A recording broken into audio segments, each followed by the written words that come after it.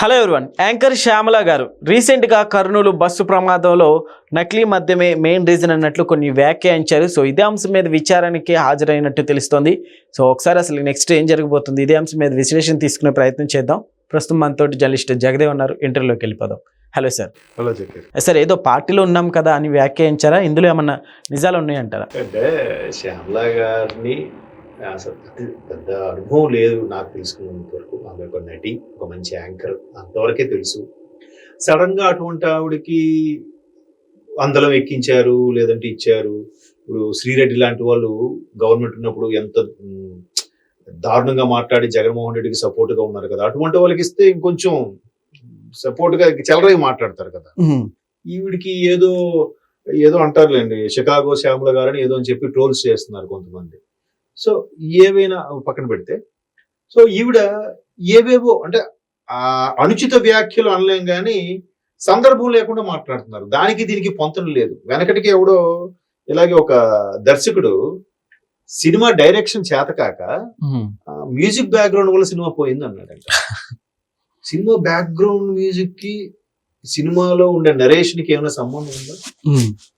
Content ఉంటే background తో సంబంధం లేకుండా సినిమా ఆడుతుంది కదా. అలాగా బస్సు అక్కడ ఉండే వాడు సరిగ్గా చూసుకోలేదో ప్రాబ్లమో తెలియదు, కల్తీ మద్యం వల్ల ఆడ జరిగిందని అంటే, అసలు అది జరిగిన ఇన్సిడెంట్ మీకు ఐడియా ఉందా? కర్నూలు ఇప్పుడు చెనటేకూరు దగ్గర జరిగింది. యాక్చువల్గా ఇద్దరు వ్యక్తులు మిత్రులు కలిసి తాగి వెళ్ళారు. వెళ్ళి డివైడర్కు దేనికో గుద్దుకున్నారు. ఒకడు స్పాట్ లో చనిపోయాడు, ఇంకోటి పక్కన తొప్పులో పడిపోయాడు, ఆడు బతికాడు.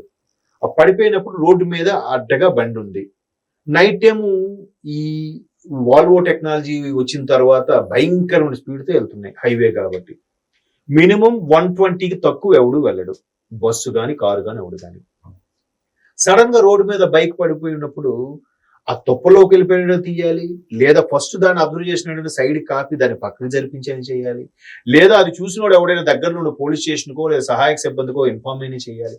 ఏమీ చేయకుండా దానికన్నా ముందు రోడ్డు మీద ఉన్న బండిని 2-3 క్రాస్ చేసి బస్సులు వెళ్ళిపోయాయి. 4వ బస్సు ఇది గుద్దుకుంది. గుద్దుకోవడం, అది ఈడ్చుకుంటూ వెళ్ళిపోవడం, ఆ ర్యాపిడ్కి అక్కడ ఆల్రెడీ ఆయిల్ పడుందో లేదో తెలీదు, ఆ ర్యాపిడ్కి మంటలు చెలరేగడం, ఆ మంటలు కాస్త బస్సును అంటుకోవడం, ఆ డ్రైవర్ దిగి పారిపోయాడు. వాడు కనీసం లేవండి లేపి చేసిన కనీసం కనీసం గాయాలతోనే బయటపడేవాడు. డోర్ తీయకుండా వెళ్ళిపోయాడు. తలుచుకుంటేనే అసలు అదేం చేయాలండి చూడండి. ఏదంటే వాళ్ళ దురదృష్టం అనుకోవాలి, ఇది రాదు కానీ పక్కన పెడితే. సో వాడు కల్తీ మద్యం తాగాడో మామూలు మద్యం తాగాడో పక్కన పెడితే దానికి దీనికి సంబంధం ఏంటి? అంటే ఏదో ఒకటి ప్రభుత్వం మీద పెంట జల్లాలి, ఏదో ఒకటి అనాలి, ఇదే కాన్సెప్ట్. మరి ఆవిడకి ఇచ్చింది అది కదా పదవి, ఆవిడ అధికార ప్రతినిధికి ఏదో ఒకటి అనాలి. ఆవిడకి ఏం కాన్సెప్ట్ కాంటెక్స్ట్ దొరకట్లేదు. మన గురించి ఇప్పుడు మనం మాట్లాడుకుంటున్నాగా, ఆవిడకి ఫ్రీ పబ్లిసిటీ వచ్చినట్టుగా. శ్యామల అంటే ఇంతవరకు తెలియకపోవచ్చు, ఇప్పుడు అందరికి తెలుస్తుంది కదా ఆవిడ, ఇంకా అందరికి తెలుస్తుంది కదా. నేము ఫేము క్రేజు ఆ స్థాయిలో ఉన్న వ్యక్తి అయితే కాదు ఆవిడ. ఓ సీనియర్ మోస్ట్ ఆర్టిస్టా కాదు, బాగా బిజీగా ఉండే యాంకరా కాదు, బాగా బిజీగా ఉండే ఆర్టిస్టా అంతకన్నా కాదు.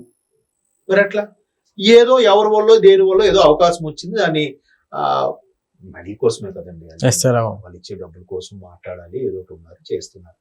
సో ఇటువంటి నేపథ్యంలో కల్తీ మద్యం, అసలు కల్తీ మద్యం ఎక్కడుంది, ఎక్కడి నుంచి స్టార్ట్ అయింది? 2019 నుంచే కదా స్టార్ట్ అయింది.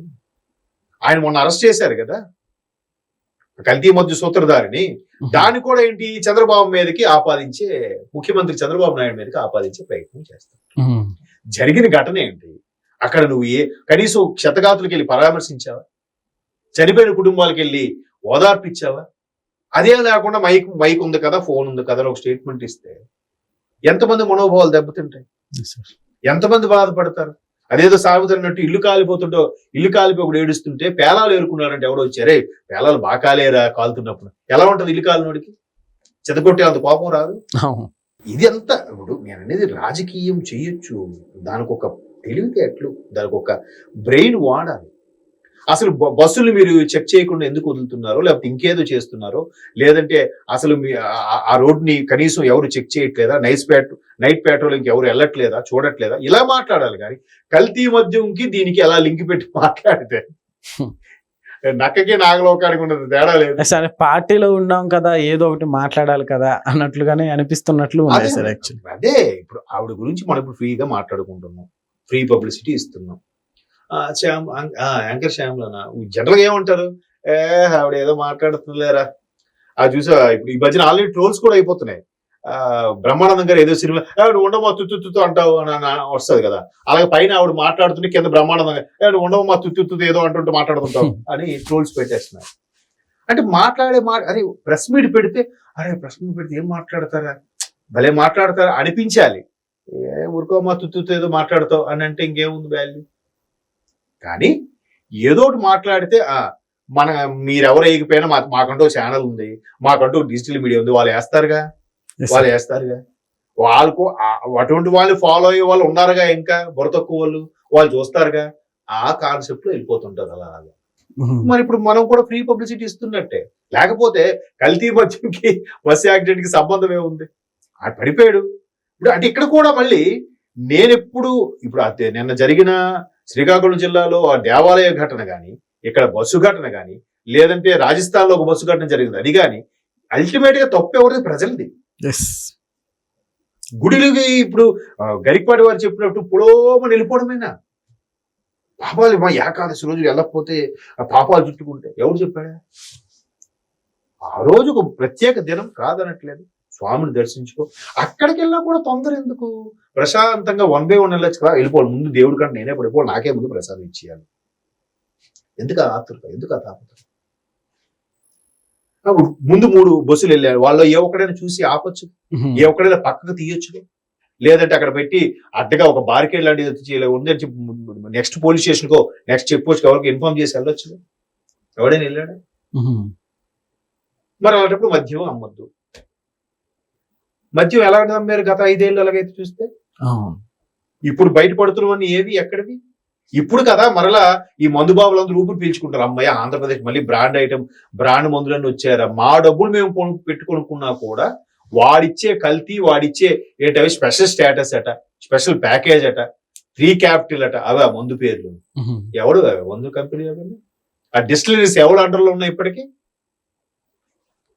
అటు తిరిగి మళ్ళీ ఆ పార్టీ మీదకి వచ్చిందా, బాబు మీరు చేసిందేరా నాయన అని. ఏదో సామెత ఉందిలేండి, జల్లెడు వచ్చి సూదికి అందంట, సూదిని ముట్టెనకు ఒక కన్నం ఉందా అని, జల్లెడికి కిందంతా కన్నాలేగా. అలాగ మర్చిపోయి అటు వేలు చూపిస్తే 3 మన వైపు చూస్తున్నాయి. ఈ కల్తీ మధ్య మళ్ళీ వ్యవహారం అంతా మళ్ళీ ఆ పార్టీకి వస్తే మళ్ళీ ఎవరికి చెడ్డ పేరు? జగన్మోహన్ రెడ్డి గారిగా చెడ్డ పేరు. మళ్ళీ అధ్యక్షుడిగా ముఖ్యమంత్రిగా చేశాడు కాబట్టి ఆయన్నే అంటారు కదా. అంత చిన్న లాజిక్ ఎందుకు అప్లై చేయరు వీళ్ళు? ఏదో మీరు అన్నట్టు ఆ పేపర్లో టీవీలో కనబడాలని ఏదో స్టేట్మెంట్ ఇచ్చాడు. ఇప్పుడు పైగా పోలీసు వాళ్ళు ఎంక్వైరీ పిలిచి అరెస్ట్ అంటే అది ఇంకా గొప్ప. ఏదో స్వతంత్ర సమరయోధులు అయిపోయామని ఫీలింగ్ లో, నేను స్వతంత్ర సమరయోధుని అరెస్ట్ అయ్యాను బ్రిటిష్ వాళ్ళ హయాంలో అన్నట్టు బిల్డప్ ఇచ్చిస్తున్నారు. ఇంకాస్త క్రేజ్ పెంచుకుంటున్నారు, ఫీల్ అవుతున్నారు. అది క్రేజ్ కాదు. ఇంకంతే. మనం అనవసరంగా పబ్లిసిటీ ఇవ్వద్దు అలాంటి వాళ్ళకి, please. Okay sir, thank you.